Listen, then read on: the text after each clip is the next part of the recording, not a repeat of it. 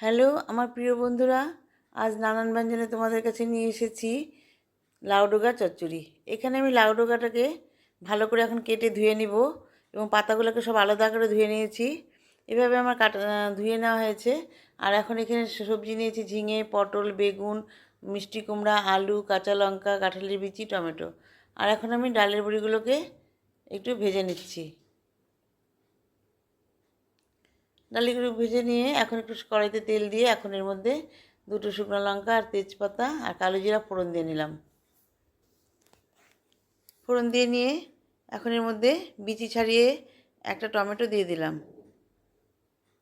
দিয়ে ভালো করে ভেজে নিচ্ছি।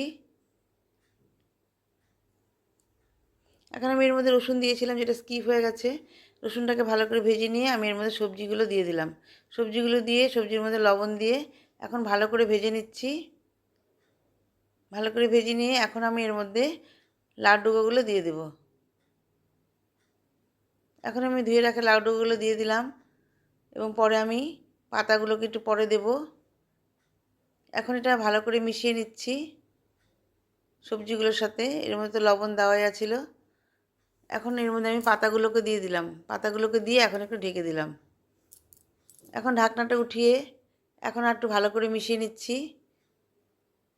মিশিয়ে নিয়ে এখন এর মধ্যে আমি একটু হলুদ দিয়ে দেব। নতুন বন্ধুরা তোমরা যদি দেখে থাকো প্লিজ একটু কমেন্টস করবে আর সাবস্ক্রাইব করে লাইক করে পাশে আসবে। এখন এর মধ্যে একটু হলুদ দিয়ে দিলাম। আমিও তোমাদের কাছে যাব। এভাবে আমি হলুদ দিয়ে সব সবজিগুলোকে ভালো করে মিশিয়ে নিচ্ছি। এখন একটু ঢেকে দিলাম। এখন ঢাকনাটা উঠিয়ে দিলাম। সবজিগুলো অনেকটা মজে গেছে আর সবজি থেকে অনেকটা জলও বেরিয়েছিল।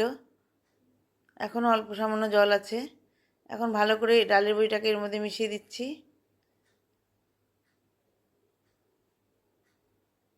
ভালো করে মিশিয়ে দিয়ে এখন আরেকটু ঢেকে দিলাম, বড়িগুলো যাতে একটু মজে যায়।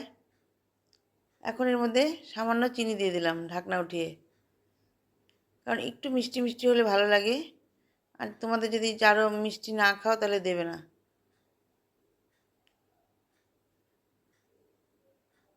এখন এইভাবে ভালো করে মিশিয়ে দিয়ে এখন এর মধ্যে একটু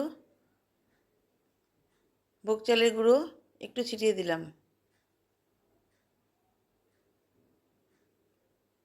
ছিটিয়ে দিয়ে ভালো করে মিশিয়ে নিব, তাহলে একটু মাখা মাখা হবে তরকারিটা।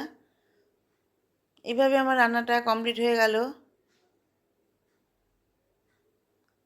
কিছুক্ষণ পরে আমি এটা নামিয়ে নেব।